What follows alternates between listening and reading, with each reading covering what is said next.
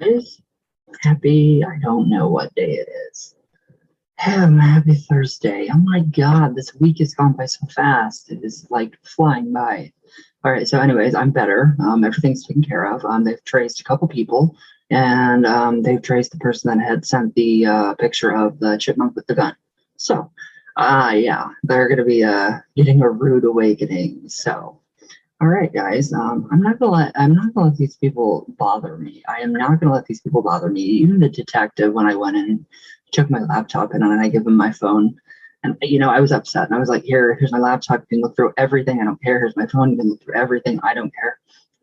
And he's like, when I went, I was like, I have to go outside and have a cigarette. I'm gonna go get in my car and I will like park, somewhere else, and I will have a cigarette. And they're like, no, you can have a cigarette in your car here. So I did. I went out and then I came back in and he goes, when you do something right or when you are of worth, people will attack you. And then he opened my laptop up and he goes, look at this. He goes, you wrote a 590-page book. I was like, yeah, I did. I was like, yeah, that's the book. I wrote it. So I'm sorry that people are jealous. No, I'm not actually. Yeah, I am, because it's really ridiculous what they do. Jealousy makes people do really stupid things. So, all right, back to St. Luke. Well, actually, I don't know if Luke, who's Lazarus again?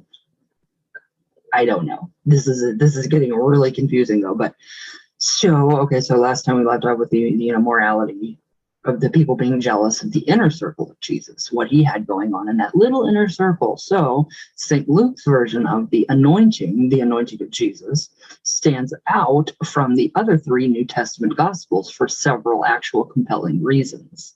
They are pretty compelling. I mean, so unlike the accounts in Matthew, Mark, and John, it was John that's not John, it's Lazarus. So John's gospel, his is set in Capernaum, not Bethany, and at the start, not the end of Jesus's mission. So the women or the woman remains anonymous, unimportant, wrong, important.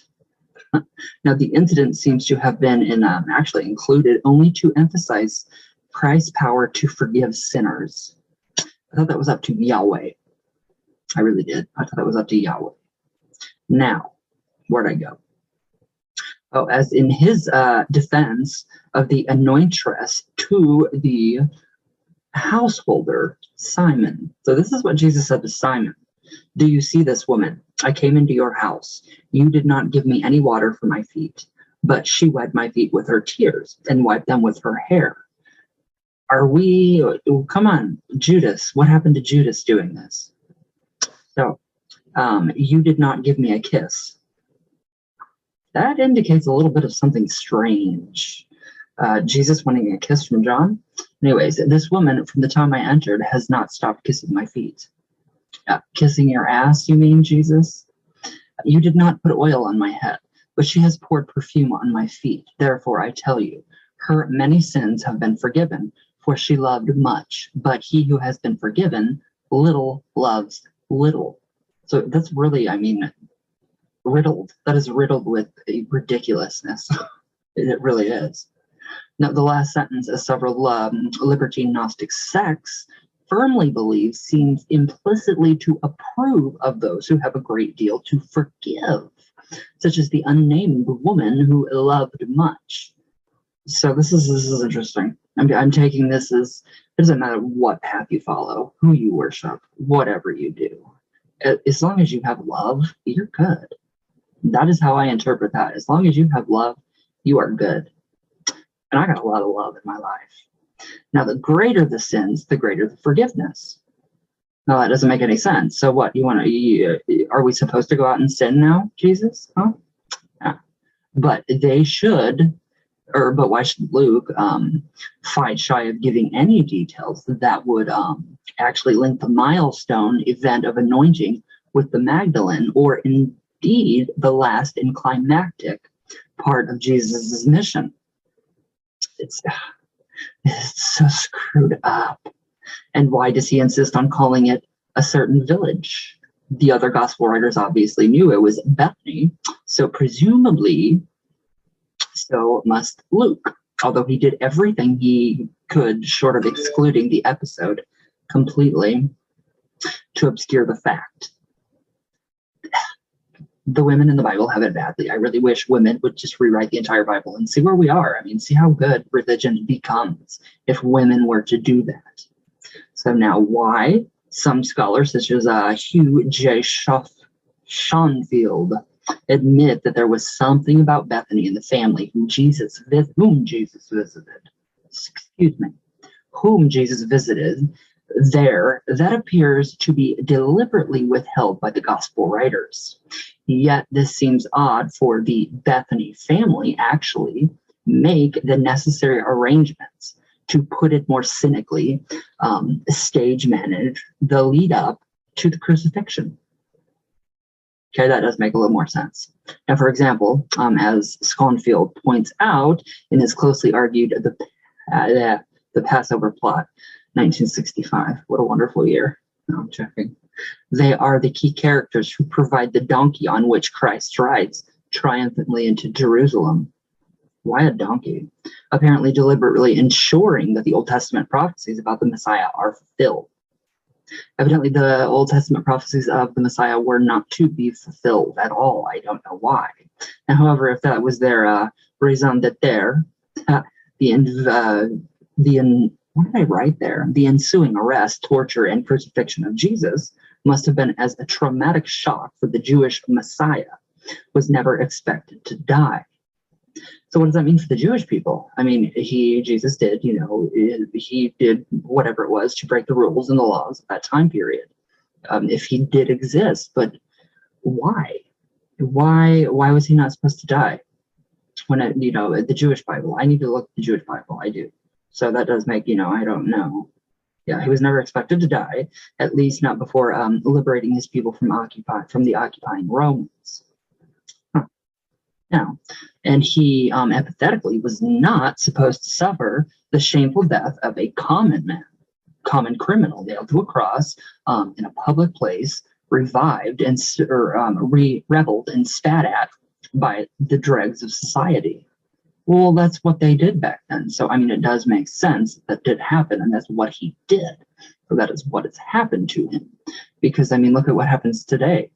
I mean, there's Christians that, get killed because of their beliefs. There's witches that get attacked because of their beliefs. So, but whatever the underlying motivation behind the Bethany family's involvement in the furthering of the mission, there was another link that may explain why Luke avoided mentioning the village by name, and why the disciples generally felt a great distaste for it and everything it stood for. They hated everything. They literally hated everything. I'm like, wow. And this also provides a major link with the real Da Vinci Code and the crucial Luciferian current that drove many heretics even up until the present day. Wow. So that's just messed up. I mean, that is really messed up. I'm still trying to figure out. I have not skipped pages into the book. I am just kind of waiting to see what happens, because I want to know where Lucifer comes in the picture. I mean, this is the secret history of Lucifer, so it's all adding up to something that I don't know what. So let's do some coffee talk. But yeah, I mean, so if he was not supposed to die, did he liberate his people from Jerusalem? I don't think he really did anything, but that's just my opinion. All right, let me see. Let me see.